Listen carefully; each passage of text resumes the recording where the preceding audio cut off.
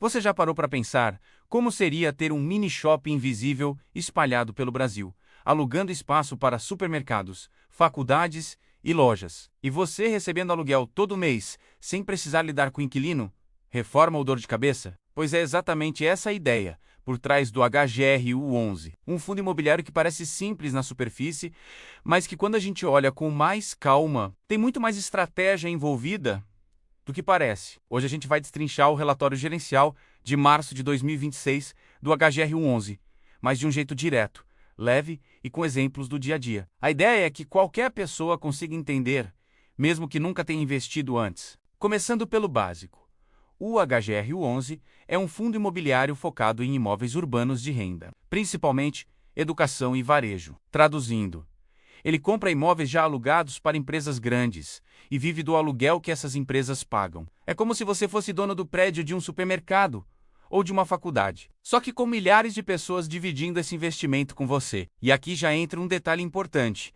Não é só ter imóvel alugado, é ter o imóvel certo alugado para o inquilino certo. Grande parte da renda do fundo vem de empresas como Açaí, Carrefour e instituições de ensino como a Edux, ou seja, negócios que continuam funcionando mesmo quando a economia aperta. As pessoas podem cortar viagens, mas continuam comprando comida e muitas vezes continuam estudando. Isso já dá uma base de segurança interessante. O fundo nasceu em 2018 e hoje já tem cerca de 3 bilhões de reais de patrimônio.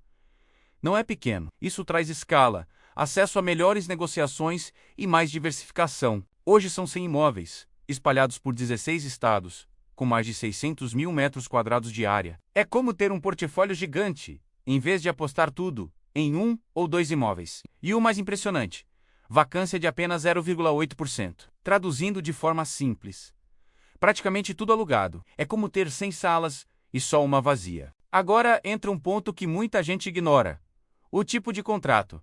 Cerca de 81% dos contratos são atípicos. Isso significa que se o inquilino quiser sair antes do prazo, ele paga uma multa pesada, muitas vezes equivalente ao contrato inteiro. É tipo um aluguel blindado. Isso dá previsibilidade de renda. E não para por aí. O prazo médio dos contratos é de 9,3 anos, ou seja, na média, os inquilinos ainda têm quase uma década pela frente pagando aluguel. Isso é o tipo de coisa que faz o investidor dormir tranquilo. Agora vamos falar de números mais diretos. A cotação está por volta de R$ 130,9, enquanto o valor patrimonial está em R$ 128,91.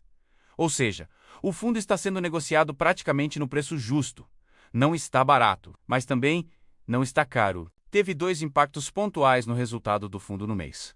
Primeiro, uma mudança na data de recebimento de alguns CRIs. O dinheiro não foi perdido, só entrou em outro mês, o que distorceu temporariamente as receitas e despesas. Segundo, a venda de cotas do GER 11 com prejuízo de R$ 0,06 por cota. Apesar da perda no curto prazo, foi uma decisão estratégica para trocar ativos mais caros por oportunidades melhores e gerar liquidez. Resumo direto: impactos não recorrentes, mais ligados a ajuste de carteira do que a problema estrutural do fundo. Em março, o fundo gerou R$ 0,85 por cota, mas distribuiu R$ 0,95.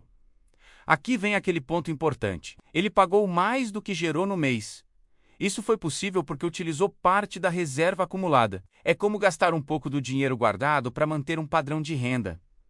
Não é um problema no curto prazo, mas não dá para fazer isso para sempre. E aqui entra um dos pontos de atenção.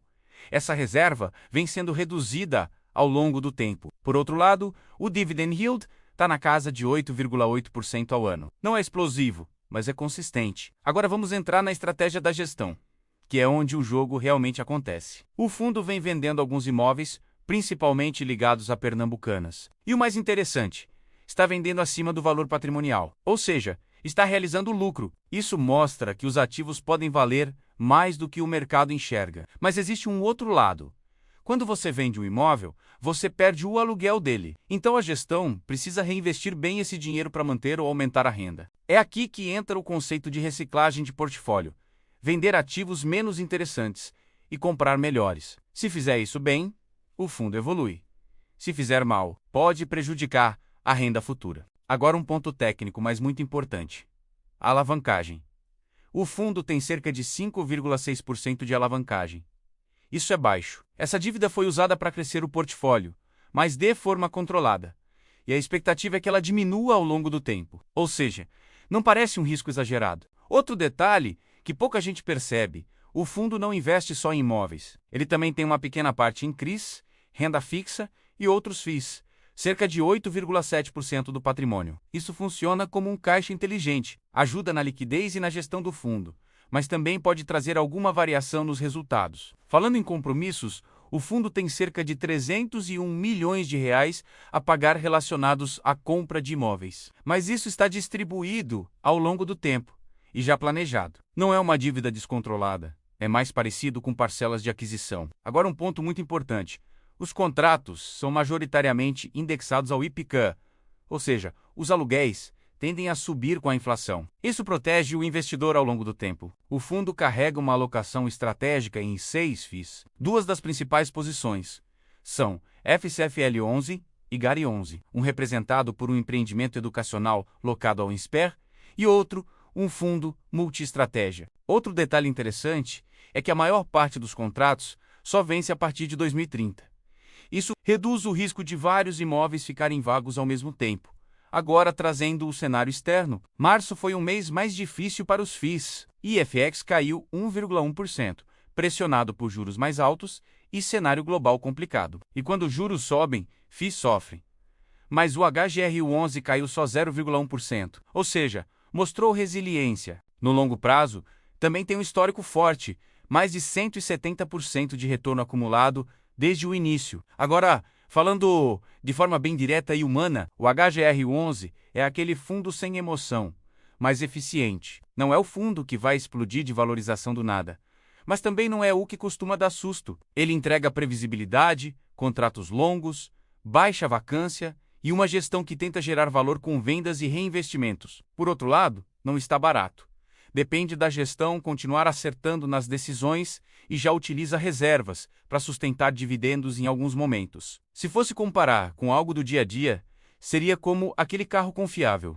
Não é o mais rápido, não chama mais atenção, mas funciona todo dia. E no mundo dos investimentos, isso vale muito, porque no fim das contas, investir não é sobre emoção, é sobre consistência. Se você chegou até aqui, já está na frente da maioria dos investidores que compram, sem entender o que estão levando, e isso no longo prazo faz toda a diferença. Obrigado por acompanhar até o final.